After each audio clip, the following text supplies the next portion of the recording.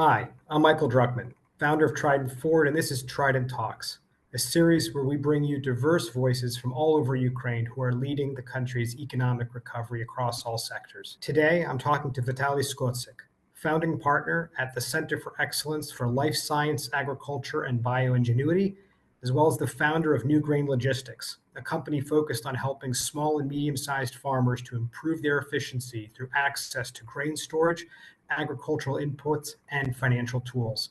Hope you enjoy. Welcome. Thank you so much, those joining us for another edition of our Trident Talks. Today, I'm really happy to be joined by an old friend, but also a great innovator in Ukraine, Vitaliy Skotsyk, someone who I met almost a decade ago in previous lives when he was working in the field of politics, representing Ukrainian farmers and landowners quite successfully in local elections. And today working to support farmers through a number of initiatives, including New Grain Logistics, as well as a lot of innovative work as a founding partner of the Center for Excellence in Agriculture, Biodiversity, and Innovation.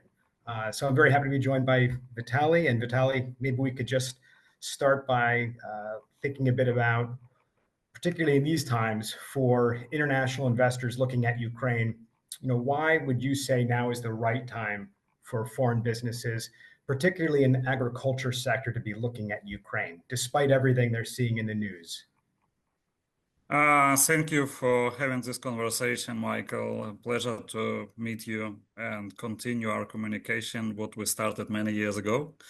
I think we had very productive time that years, and I learned a lot of things from what you started in Ukraine. And I was traveling a lot to United States, to Washington, D.C. and other cities. And I was preparing my speeches on National Assembly of Agrarian Party in the front of Lincoln Memorial. I was also visiting JFK and was talking to him and thinking how to handle many different things. So it was good time, and that time has created lots of positive things. Unfortunately, we've been not able to execute everything what we wanted because maybe we've been too early in Ukrainian political system, but it was also very, very useful. So I will come back to February year 2022, and 1st of March, just in a week of invasion, full-scale invasion, what took place. I was standing with machine gun on outskirts of Kiev, and I had 120 people with me, and we had only 4 machine guns for this 120 people. But we wanted to protect Kiev and throw away Russian troops from our land. And on 5th, 6th of April, we managed to do that. No one believed that it would happen, but it happened. And all this squad with tanks and armored vehicles and everything, hundreds of thousands of them will be way around us, but we managed to throw them away. So actually, that week, 1st of March, year 2022, I was started to think what we will do after the war. And okay, war is a big tragedy for our nation. We lost so many people lost their homes and families and been forced to leave their homeland and so on. But strategically thinking, I was already understanding that it is historical period of time what will be a base for new Ukraine. New Ukraine, what will be new economy, will be stronger values. It will be new political system, because I was already seeing that 5-7 Ukrainian oligarchs, they will not survive in this war in one or another way. Some of them simply will leave Ukraine. Some of them will be in jail. Some of them will try to be wealthy, but not to be politically connected. So new economy is coming, and the new political system is coming. A system with ideological parties, and it will be, I don't know when elections will take place, but they will be definitely historically important elections. Why? Because they will be without influence of oligarchs. So From political point of view, geopolitical point of view, economy point of view, it was clear that there is great opportunity to start to think about new ideas. And I started to think by that time. And if you could, these new ideas, new Ukraine, new economy, we have so much interest right now in talking about the reconstruction of Ukraine after the war, but we don't know when that's going to be. But there are things happening right now that you're involved in right now with a lot of very interesting people. Perhaps you could speak a bit about, particularly with grain silos and storage. I mean, this is something that I think when most people who may not be able to find Ukraine on a map think about Ukraine, they know about grain, they know the breadbasket of Europe. And so maybe if you could speak a bit about new grain logistics and what's happening there and some of the opportunities you're seeing in that specific sector. Michael, I will come back a bit earlier before year 2022 covering the subject. Why? Because as you remember, I was running big private international companies covering not only Ukraine, but a number of other states. I was running the first public company in Ukrainian agriculture, rescuing actually that company from big default. And I was actually a person who was pushing change of collective and state farming in Ukraine to private business, because today role of state in agricultural production practically zero. So 99% it is private business. So I was in the roots of all this. So when farmers came to me in year 2014, initiated that I would agree to be elected as a chairman of Agrarian Party. At first I was telling, no. I have nothing to do with politics. I never participated in any elections. I was not running for parliament or regional council or for anything. So I was always concentrating on a business and real people in real life. But then I understood that we need to create a tool, a democratic tool, and that tool has to be used from regional level, from grassroots, going through local elections and then going to regional elections and then to national elections, to parliament and presidential elections. So when we finished with presidential elections in year 2019, I understood that we need to create a fundamental institute, analytical center, very similar to many institutions what you have in the United States. So we created together with my friends and partners in year 2020, Institute of Geopolitics and Strategic Management. So this institution was called to do analysis about Ukrainian society, Ukrainian economy, future of Ukraine, and to identify the points what might be in big interest to lay up new Ukrainian economy. So the base was the Institute of Geopolitics and Strategic Management, IGSM. So on the base of this institute, we started to develop different ideas. And coming back to 1st of March year 2022, it was not blind mind. I was already prepared because we had some research in development. And first point, what I understood, that we need to move to regenerative farming and go to carbon projects. So the first project what I created by that time was Carbon Credit Ukraine. And Carbon Credit Ukraine is pioneering project in regenerative farming.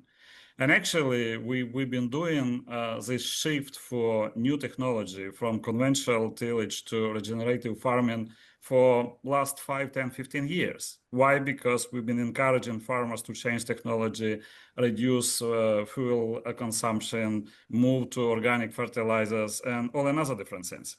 So now we are on final stage with this project where we have 315,000 hectares of land. We cover 5 soil types and 3 climate zones in 18 regions of Ukraine, where we have involved 157 farmers. We are on a stage of audit, and everything what we do under a methodology of Vera 0042. So just a month ago, Vera has appointed an official auditor for the project, and we go through audit right now. So if everything okay, we would be able to receive for Ukrainian farmers first carbon credits in their life, Q1 year 2026. And in purpose, we registered project with Vera as Carbon Credit Ukraine. Why? Because we will deliver not just high quality carbon credits to international market, but it will be carbon credits of Ukrainian farmers.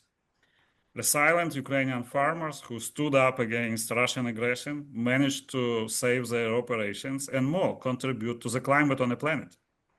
So we hope that we would be able to get a bit premium price and Ukrainian farmers will have really good financial benefit.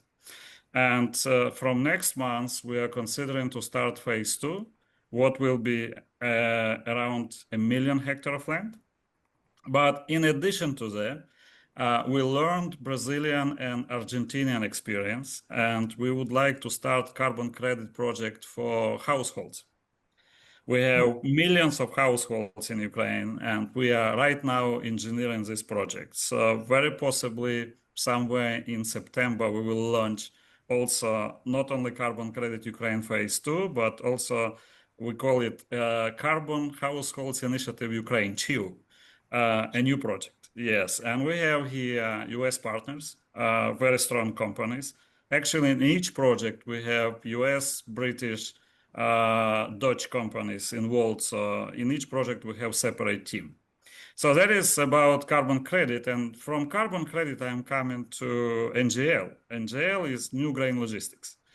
One project somewhere linked to previous project. Why? Because it is the same farmers.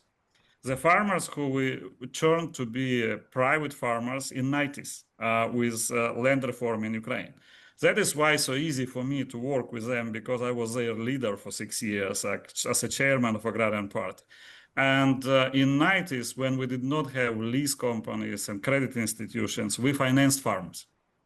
We financed by ourselves, and we've been doing turnkey projects with philosophy of one-stop shop, supply everything, and provide off-take agreement. So March year 2022, I asked our regional staff to ask Ukrainian farmers what is most critical for them. This is a war and problem with operational capital, with everything. And practically all of them in one voice told, we have no storage where to store our grain. And in year 2021, Ukraine harvested a historical yield, 106 million ton. So probably not many people know that around 70% of Ukrainian agricultural output comes from micro, small, and mid-sized farmers. And big agri-holdings, they produce only 25% of Ukrainian all over output. But these small ones, they never had access to long-term money. So if you drive on Midwest United States or somewhere in Denmark or even Poland nowadays, you will see that each and every farm has a bin sitting on a farm. Bin is actually a reflection of their ability to harvest in time and store grain in time and sell when they want their grain in time. So Ukrainian farmers never had this. So you may see big silo, but they belong to big agri-holdings, and this has nothing to do with sustainability of Ukrainian development. So having Brock out of Indiana, one of the largest manufacturers of grain handling equipment worldwide, and we work with Brock for nearly 30 years nowadays. We build a number of different projects. We started discussion with Brock team and say, listen, that is great opportunity in Ukraine. And that is also great need in Ukraine. So if we would be able to find solution how US manufactured equipment will be as a base for new silo system in Ukraine, for Ukrainian farmers, everyone will be benefiting. Why? Because US factories will have more workers, more tax benefits, higher salaries, number of other different things, workplaces. Ukrainian farmers will receive equipment, what they will be repaying, not to be give away, because there are unfortunately some experiments here in Ukraine to give away, but it doesn't work. So it has to be paid back.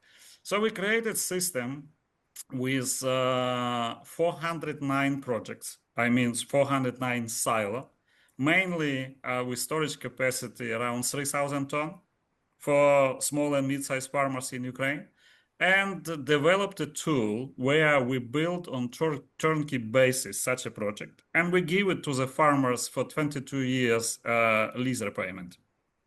So, what is very important that probably not many people also know that when we divided a land of collective and state farms in 90s, so we divided 28.5 million hectare of arable land, cultivated land, between 7.5 million members of former collective and state farms. So, in average, one person receives 3.9 hectare of land. But it was not even between territories because demographical situation is different. So if on west of Ukraine, in Prikarpatia, one collective farm member would receive 0.9 hectare of land, in Luhansk, they would get 11 hectare of land. But in average, it was 3.9. So not many of these people been able to farm by themselves, but good portion managed. So from this 3.9 hectare of land, they started to grow their operations, and now they are 50, 100, 150, 200, 250 hectare of land. But they are not registered as a farmers. So when I tell this story to people outside, they say, "How is it possible?" I say, because that is how it happened. So these people work on a land. They are actually mid-class on a village level. Why? Because they are farmers. They have good income, but they are not official farmers. They are not paying taxes. They do not have credit lines with the banks because they do not have credit history at all. So this silo, what we're going to build and what we are building right now, it is not just a storage solution for the farmers, but it is important for community where silo become a prototype of cooperative. So in order to be able to deliver his 100 ton of grain to the silo, he need to be registered as a farmer. And registering as a farmer, he start to pay taxes to local community, improving local roads, kindergarten, school, all another different things. And also they start to receive or to get credit history with a bank. And Ukrainian banks are very keen to start to work with such a farmers. Why? Because they are reliable. They are mid-class in the villages. So finally, we came to idea that this silo become as a heart of new sustainable Ukrainian economy, motivating people to be registered as a farmers. And then we need to create a tools where they would be able to buy seeds, chemicals, fertilizers, machinery, all another different things. And simple calculation proved to us that if we harvested in 2021 106 million ton of grain, reinforcing hundreds of thousands of these unregistered farmers, giving them everything what is needed, we would be able to double production. So from 106 to 212 million ton of grain. But we didn't want to produce just the raw material. That is why on later stage, when we met in US with fund what is called UAF, Ukraine Forward, it is a fund what is created by 6 well-known, wealthy US citizens. We developed idea more that we need to build 2 dry ports, multimodal terminals, 2 on a border with Poland and 1 on a border with Romania. And we need to build 24 bioclusters. Biocluster for US farmers economy is very known. When you drive through Midwest, you will see not just a silo, but bioethanol factory, animal feed factory, a number of other different things. So we designed that grain would be flowing from this 409 farmer silo to 24 regional bioclusters, where it will be processed to biofuel like biodiesel, bioethanol, then animal feed, and having animal feed dairy production, beef farms, meat processing, milk processing, lots of manure, biogas. So all this finally entirely new bioeconomy system in Ukraine, what we called finally as a URBE. URBE is Ukrainian Regenerative Bioeconomy Ecosystem. Lots of acronyms, and new innovations here. You mentioned Vitaliy Brok being involved and long-term partner in Ukraine. And we know that there's been many American companies that have been in Ukraine for a long time that have continued their operations or even expanded them since the full-scale invasion, like Coca-Cola and McDonald's opening up the most number of the restaurants they've had in the country ever. But in addition to Brock, are you seeing other firms, other United States or European firms in your sector interested in these projects? Is there room for other companies to come into, let's say, the work of AGS or the dry ports? What's been your experience so far with new entrants? Michael, I have to say that we need probably look from different angles. Mm-hmm. Unfortunately, when we talk about financial institutions like US Exim, Mm-hmm. US Exim did not change their philosophy, strategy, and requirements. So they would require 5-year international audit of the company if they would invest or something. And it will take quite a time before they would step in. Therefore, I do not know that many projects, what is financed by big US institutions. They might say, yes, we have done. And I may agree with them, but unfortunately, that is not in big scale what it could be. But when we talk about private sector, it is Mm-hmm. entirely different story.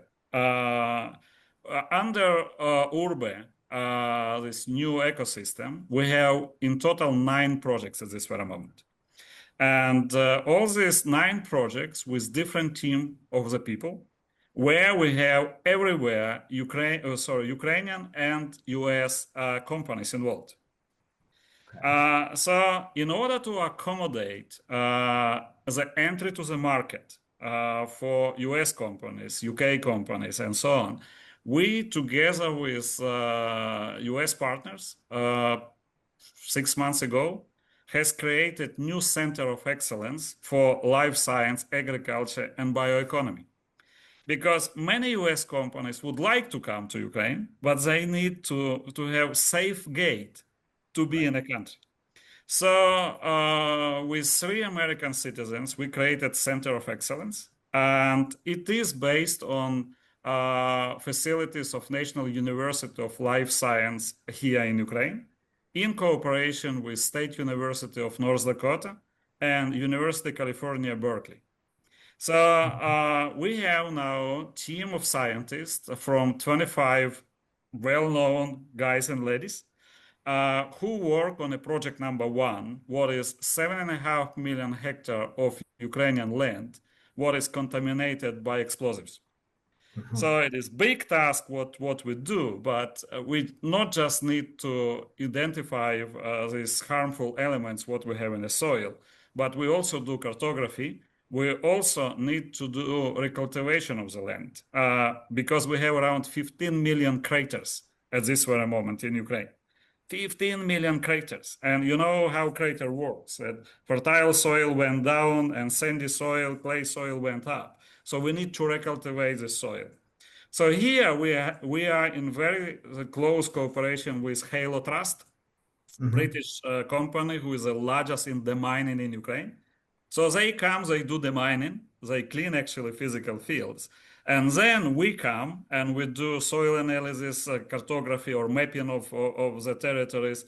We do recultivation, and then we do a cleaning of the soil or soil remediation, how we call. So scientific team is actually studying everything what is needed to be done. And then commercial organizations from United States are coming on different stages through the Center of Excellence to work here in Ukraine.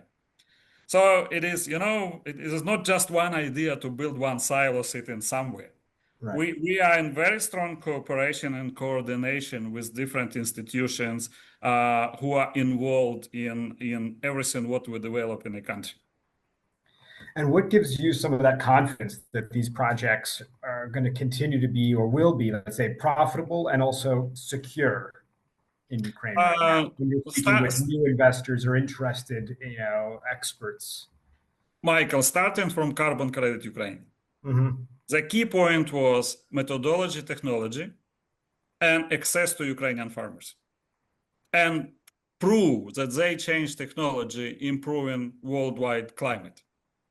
Okay, so what is the difficulty for a US investor in such a situation? He's not losing anything.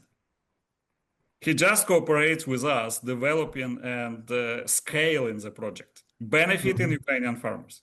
When we talk about new grain logistics system, NGL, with a silo, we have here, unfortunately, not US, but Danish partner, the Danish export agency called IFA, led by Core Anderson. And Core is very prominent guy. So Danish export agency today, they finance up to 85% of the project on long-term basis. But if US private company would step in like Brock for another 15, 20, 25%, then Danish government is providing 100% risk coverage, including the war risk. That's a great program. So Yeah. there is no risk again, so our Yeah, task, it's just getting the word out. It's letting people know about these programs and facilities that exist. Absolutely. And that is why we communicate today a bit more than before, because we want to encourage people. It is not, just blind risk where you just put money to country what is under war. We developed tools where a foreign company investor is coming in such a combination where they have reliable partners, they have reliable business, but also they have full coverage against any risk what might happen. Unfortunately, not many people understand this, and we've been not able to deliver that on many platforms. But that is what exactly we do right now. No, it's. I think that's exactly it. There are these systems in place. It's just a matter of folks to understand not just who to work with, but how, and these systems that are there, and how to leverage the great work that the Kingdom of Denmark is doing, or other countries, so that it can be a win-win for investors from any country, including the U.S. When you're looking, ahead, we're talking about all the work that you've done, and you're someone that I know always has been planning ahead and preparing, and well researched in what they're doing. In 5 years, let's say, what is your view or vision of where particularly Ukraine's, let's say, that regenerative agriculture and some of these new innovative areas, where do you see that in terms of scale and global relevance? Michael, this year, March, I was on bioeconomy conference in Washington, D.C., actually going to next round in California, San Francisco in October. So it was probably a one conference in my life where during 3 days, I was afraid to leave my chair even for a few minutes. Why?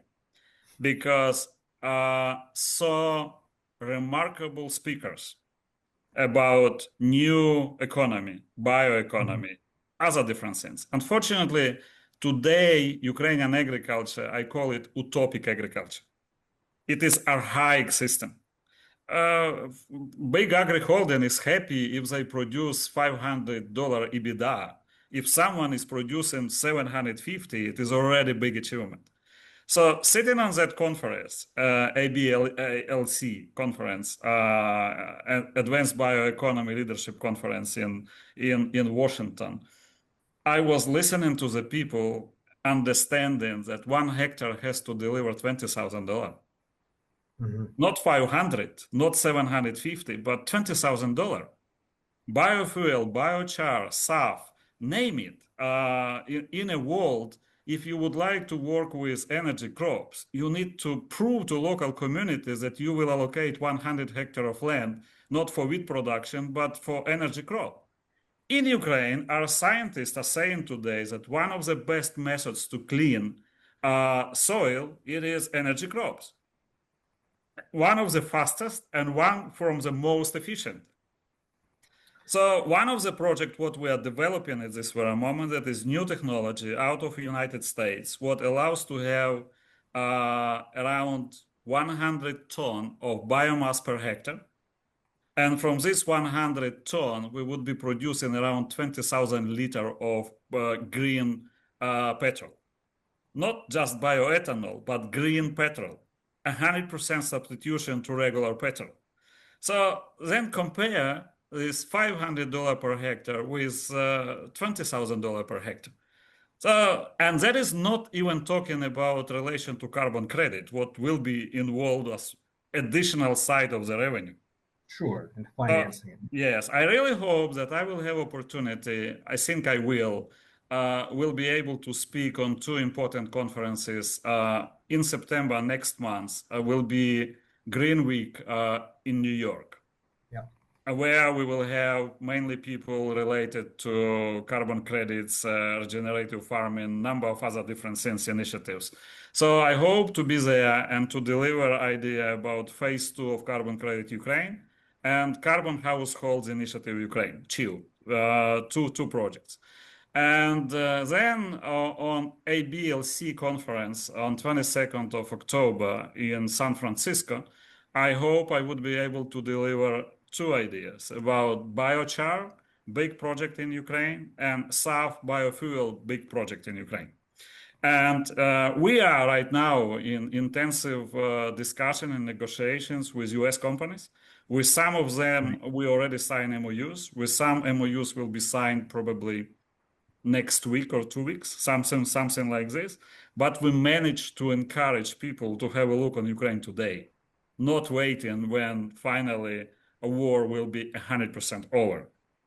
absolutely. And thank you, Vitaliy, for that, because that's the reason why also we're bringing together so many of our old friends and colleagues to get that message out, that at least take a look now. And if nothing else, if folks are interested in following up with you in particular on these topics, there's opportunities on both the East Coast and New York Climate Week next month in September, and in October in San Francisco. And of course, we'll link to that in the program notes on LinkedIn, and they can find you there as well.